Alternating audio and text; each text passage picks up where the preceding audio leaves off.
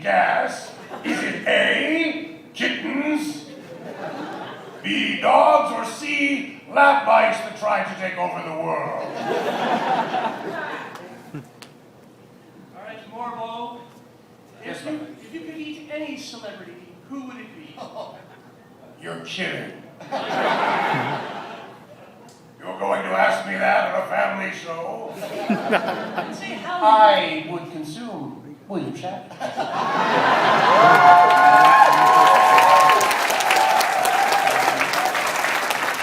Being as I created a holiday in his name.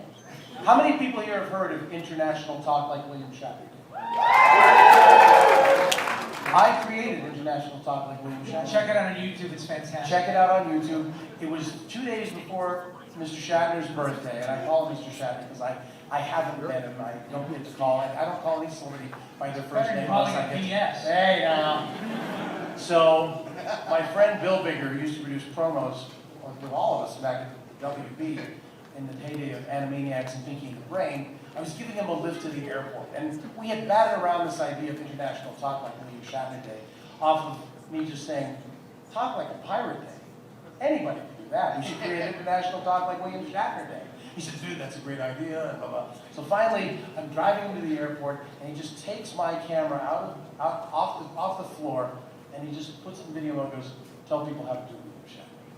And so I just did this instructional video for about 4.5 minutes while I'm driving his Prius, telling people all the nuances of imitating William Shatner.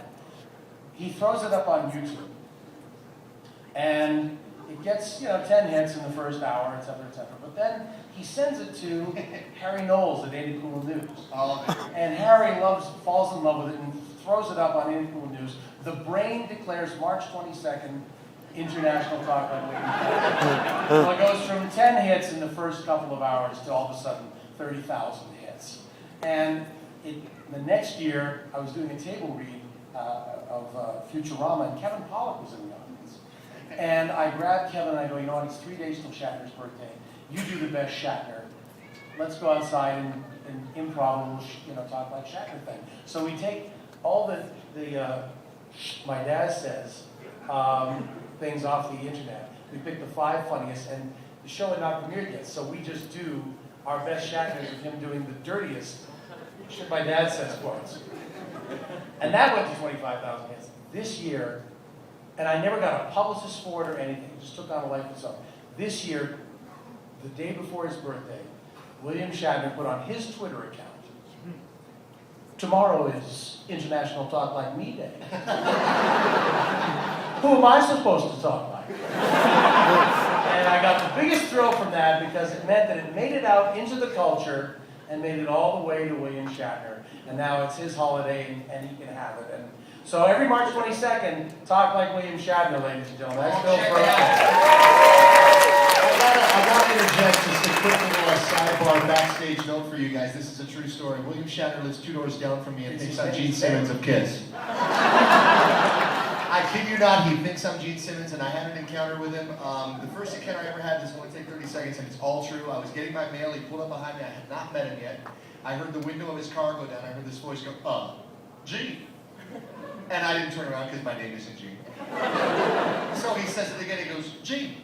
And I turn around and it's Shatner in his Land Rover. And I said, oh yeah, that's where my neighbor mentioned to me when I was a kid. And I said, hey, how are you? I did not say I was Gene Simmons. I just said, hey, how are you doing? He goes, I'm good, I'm good. He goes, do you have a second?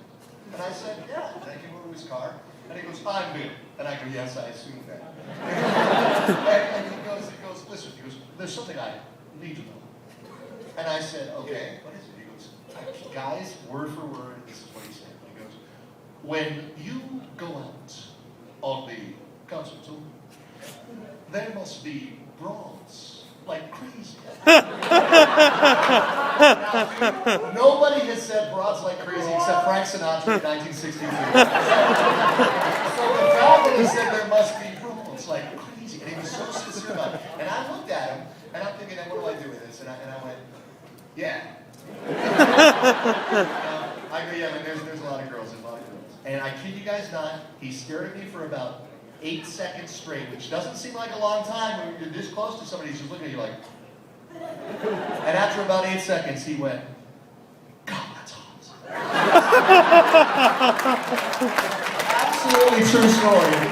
So, like, listen, if you see him at the convention, do not tell him I'm not Gene Simmons, or I'll be really pissed. Because I want it to keep going and going. But you can tell him that you met the creator of International Talk Like Wave. That's right. You have my permission. The holiday No, it's creator. me, Maurice LaMarche. All right, guys, so we got some character questions. All right, first person up the mic, Beaver. Can you guys hear me? Yes. I can hear you, but not through the microphone. That's fine. Anyway, this is a question, I guess, for a few of your characters. As some of you know, there was a ill-fated, often not remembered for good reason, spin-off called Pinky Elmira and the Brain. Now, what would Pinky Ironhide and the Brain look like? That's actually very funny. Ironhide in the Brain. Okay, go ahead. I'm sorry, can you talk to the brain? Ironhide. Oh, Ironhide. Ironhide. Big badass. What's guns above for my arms. pay grade? Gee, Ironhide, what are we going to do tonight? When we first go and try to find a date, I'm going to go get the real Ironhide. Are you Ironhide? I am. Oh, then tell me you ask the freaking question.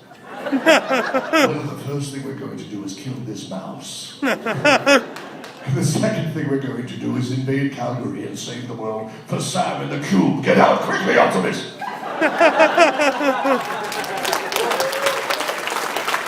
You keep throwing them, we'll keep catching them. Oh, yeah, that too. I like that. I watched that show. I got nothing else to do. I deal with it. Next question. My question is, I can hear that guy. Is that you, God? when you start a new character, what are your methods of learning and rehearsing that new character? Shall I? With a new character, generally what happens is it starts at the audition process, and quite often we'll go in and there will be a two-dimensional drawing that is sort of a model sheet of the character. There are certain things that come to me immediately, and all of us, we look at things and think, oh, this looks like this might work, that looks like that might work. In my case, what I try to do is, I'm usually good for about 2 or 3 different auditions in the few minutes that I'm in there, so I try to come up with, what comes to my mind initially, and then try to give them a couple of things, one of which is hopefully 180 degrees from what I thought of originally. And that is because even if I don't nail it, or frankly I've had producers that say, gosh, that's not even close to what we want.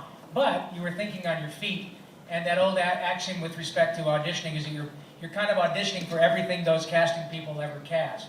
So I've gotten jobs 3, 4, 5, 6, 8 months later where somebody would say, you did something or in the audition for this character that I may not have gotten, but because I threw them a curve in terms of a choice that I made, I'm right for something else down the road. So I try to use my time in there as efficiently as possible. And often my gut response is the right one, but then it becomes splitting hairs because sometimes we all, if it looks like a Martian, everybody wants to talk like this, take the cheerleader, and sometimes it works, but since that's how we think Martians talk. That's awesome how you make your voice sound like you're from space. Yeah. It's my friend Jesse, who drinks the bong water. A key thing too when you're developing a new character, what we all hope for with characters is that it gets to the point that you know the character so well that you can have a conversation as the character Right. without a script. You know what I mean? When you hit a stride, whether it's with an impression of somebody like Mo with his Shatner or whatever, and you get to the point that you could literally sit down and have a conversation as that character for a good long time. That's when you know you got it, And what Rob was saying about auditions, that's interesting too, because curveballs are great, because, you see sometimes what they're expecting to hear from a character, and you always give them that, but when you throw something in that's totally weird and out of left field, a lot of the time they're like, wow, nobody else thought of that, and they can really get you places. I mean, that's actually how Animaniacs happened for me, is I was just, when we were throwing out voices, I said, well, maybe we should do something like a Beatle, it'd be kind of funny to do that. And then they showed me a picture of him, and he was small, so I just made his voice littler, and the next thing nobody else had done that particular thing, good or bad. It was like weird, and I think Steven Spielberg heard it and went, oh, that's the music, who the hell is that? You never know. Yeah, you never know. Swing for the fences. I just asked myself, what would Billy West do? Yeah. which is everything. Exactly. Yeah. And No, done well. I rely a lot on the model sheet. So when I'm auditioning for animation, the look of the character is as important as the words they've written. And I try to embody that. I try to imagine if I had to put that character on as a suit or a second skin, what would he sound like? And I try to like fill that up.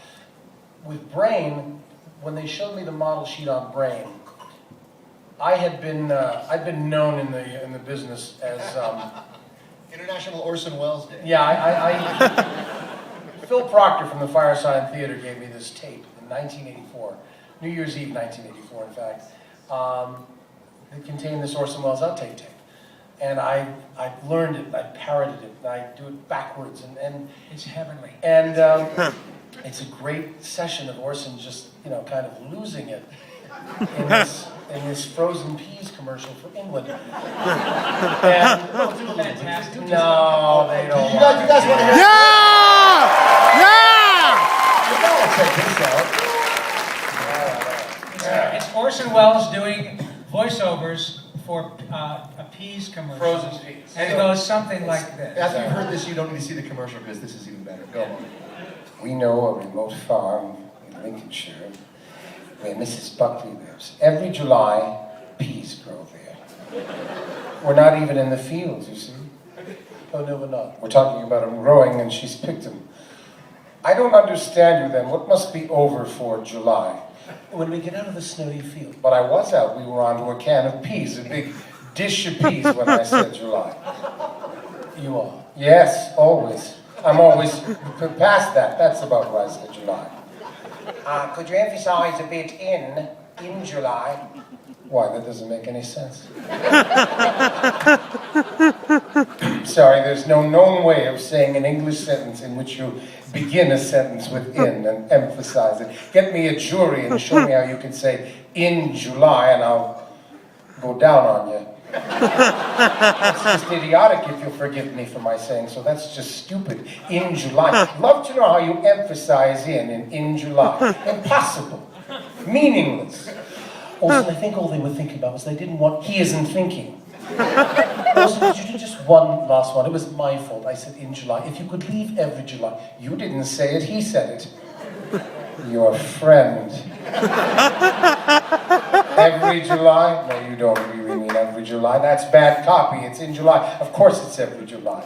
There's too much directing around here. And it goes on, and it degrades to the point where at one point Orson says, now what is it you want? In your depths of your ignorance, what is it you want? Whatever it is you want, I can't deliver because I just don't see it. But that was absolutely fine. It really was. It isn't worth it. No money is worth it. It actually runs 5 minutes, and I can do it backwards and forwards. So, anyway, I'll tell you that. Turns out he was right. And no, they weren't. It wasn't. Brain was not modeled on Orson Welles. Brain was modeled on Tom Minton. And Tom, if you look him up on Facebook, you'll see that's the brain. That's the face. But I saw Welles, and immediately the idea of giving this little mouse a basso profundo All that grabbing voice, it was so interesting to the casting people that like he would have a voice. It was the opposite of what they may have thought. They may have thought he'd have this kind of Poindexter kind of voice, or something like that. And instead, it became Orson Welles. We shall take over the world. And apparently, they told me later, and I don't say this too loud, it's a true story, that Andrea Romano said, we cast you on the spot.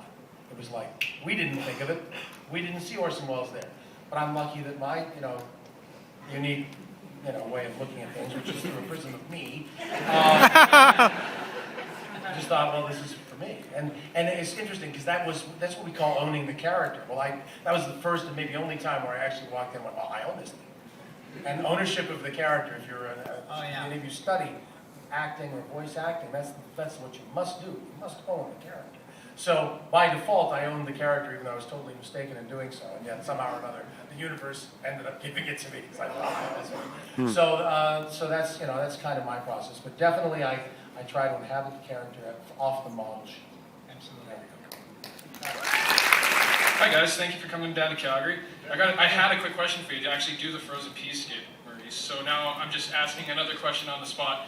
How is the table readings in Animaniacs like? Like, did you guys ever?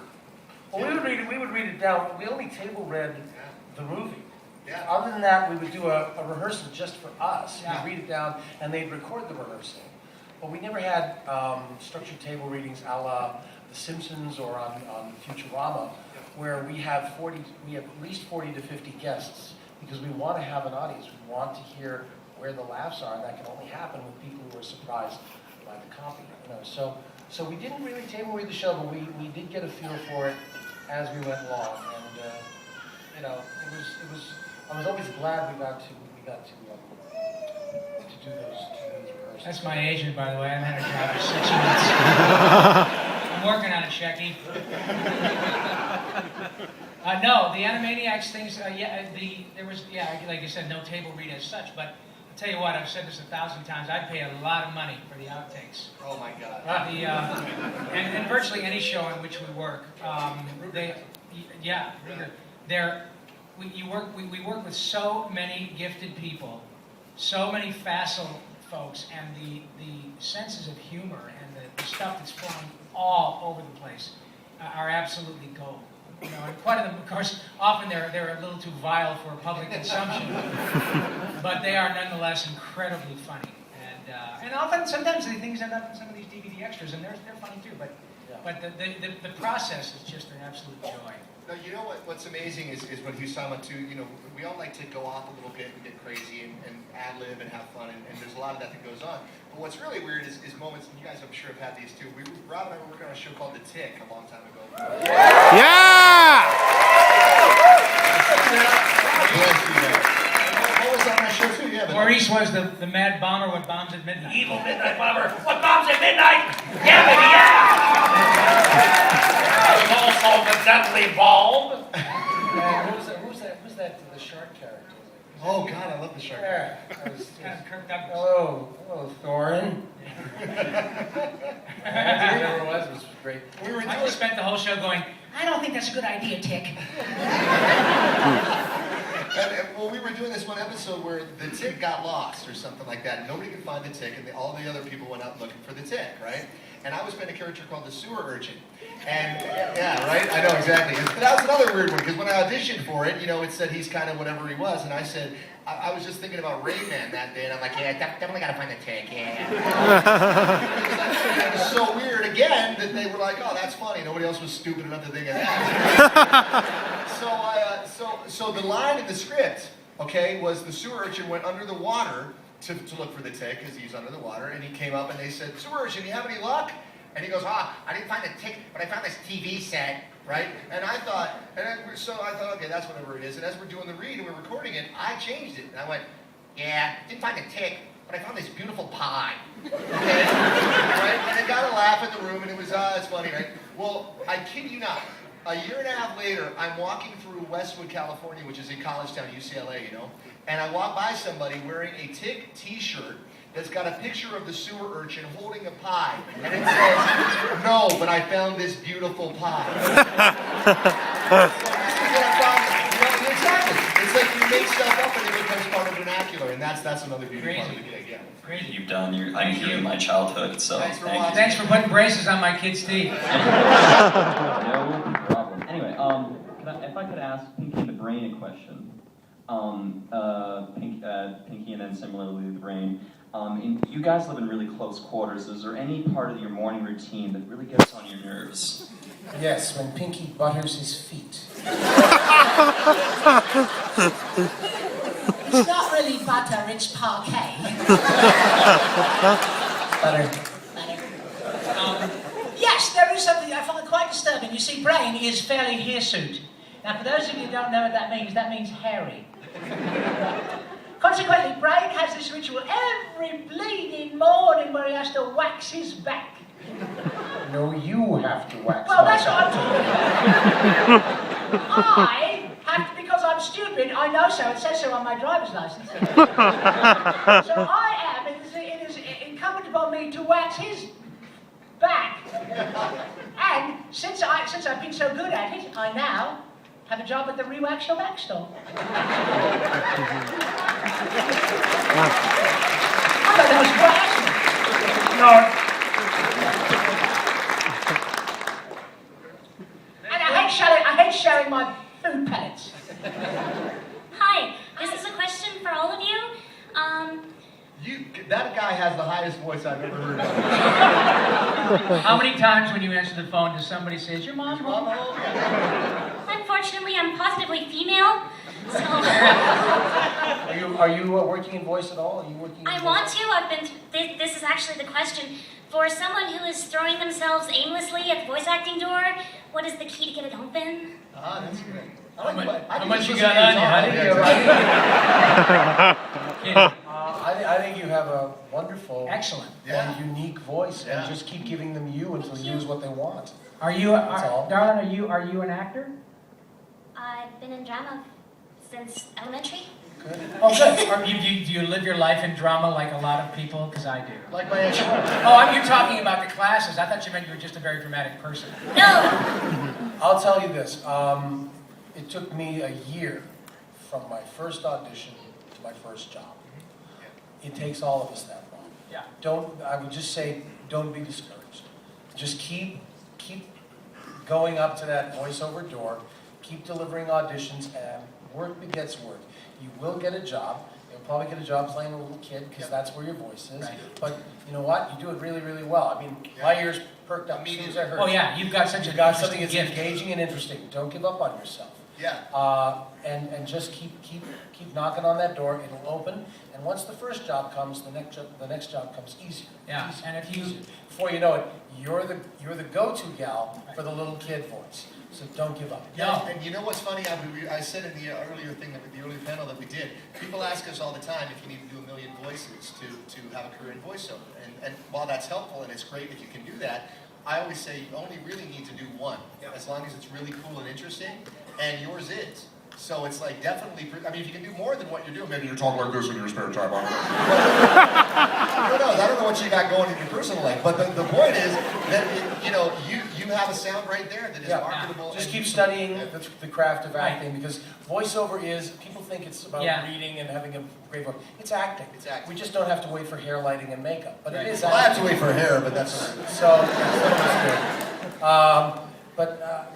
So so keep studying the craft of acting while you pursue voiceover, and you will work. You will, and Maurice would say And then give us some money. Maurice said So nice. exactly what would be my best advice too, and that is absolutely, and whatever other aspects of your performing interests, are keen to you.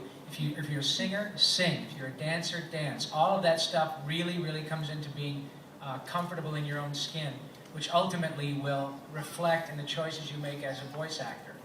And like Mo said, it is all about the acting. It really is. Because Take an a lot improv class too. Yeah, a lot Improv of is people- very important. Comedy, study improv, and keep on doing, as you say, dramatic. Yeah. But study all aspects of the craft of acting, and your voice will take you. Right, good for you. Good Thank luck. you. Something happened to me up here in Calgary about 15, 16 years ago. As you recall that I mentioned that I played on this hockey team, coming up to raise money for charities. And as a result of that first game here in Calgary, I got hooked up with the Muscular Dystrophy Association of Southern Alberta. Oh, it was totally cool. So as a result of that, I got to come up and host the Calgary feed of the telethon for about the next 4 years here in Calgary. So I have a huge place in my heart for Calgary and Calgarians and the Flames. Even though I'm from Detroit, I still love the Flames. But, go Red Wings. But I have to say, I had something that happened to me that really did change my life and put my life in perspective. And I'll share this with you very briefly. As I was going to center ice to be part of this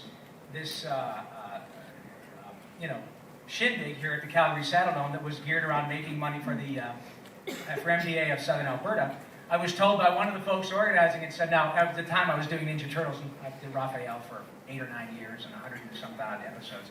So you just got to know that the young fella that is coming out to drop the puck at center ice eats, sleeps, and breathes the Ninja Turtles. Okay?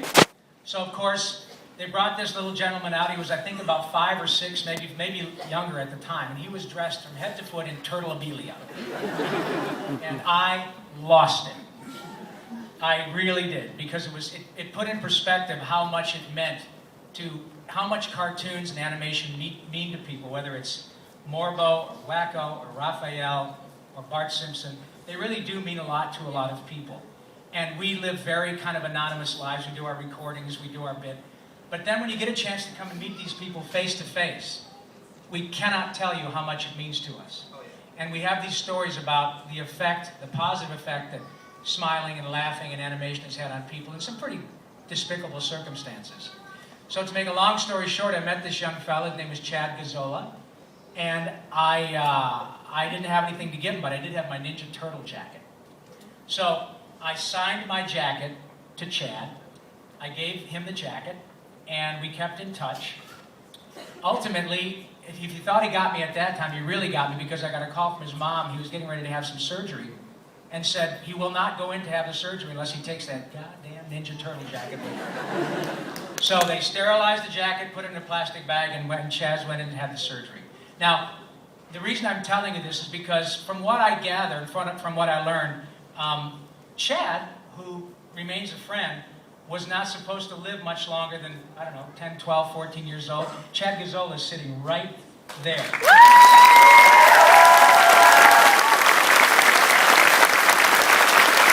There's that jacket.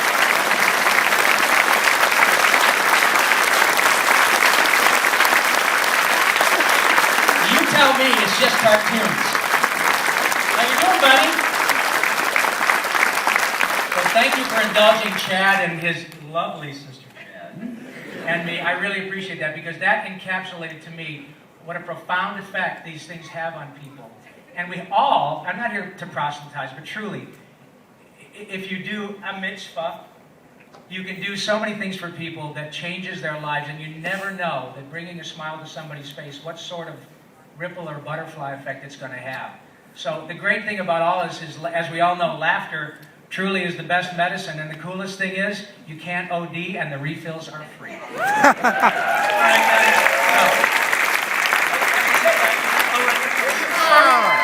right, I took the last tomorrow. batch. We're doing another one tomorrow. We're doing another tomorrow. So Forgive me, I won't be doing say, Chad, don't come tomorrow, you're a big pain in the ass. Okay, here we go. United States, Canada, Mexico, Panama, Haiti, Jamaica, Peru, Republic Dominican, Colombia, Venezuela, Honduras, Guyana, Brazil, Guatemala, Bolivia, Japan, Brazil, Costa Rica, Belize, Nicaragua, San Juan, Paraguay, Uruguay, Suriname, Guyana, Barbados, and Guam, Norway, and Iceland, and Finland, and Germany, now and Greece, Switzerland, Austria, Czechoslovakia, Italy, Turkey, and Greece, Poland, Romania, Scotland, Albania, Ireland, Russia, Oman, Bulgaria, Saudi Arabia, Hungary, Cyprus, Iran, Syria, Lebanon, Kuwait, and Bahrain, the Netherlands, Luxembourg, Belgium, and Portugal, Denmark, and Spain, India, Pakistan, Germany, Afghanistan, Thailand, Nepal, and Bhutan, Korea, Korea, Japan, Mongolia, Laos, Indonesia, the Philippines, and Taiwan, Sri Lanka, New Zealand, Sumatra, New Zealand, Vietnam, Tunisia, Morocco, Uganda, Angola, Zimbabwe, Djibouti, Botswana, Mozambique, Zambia, Swaziland, Zambia, India, Syria, Ghana. But wait, there's more.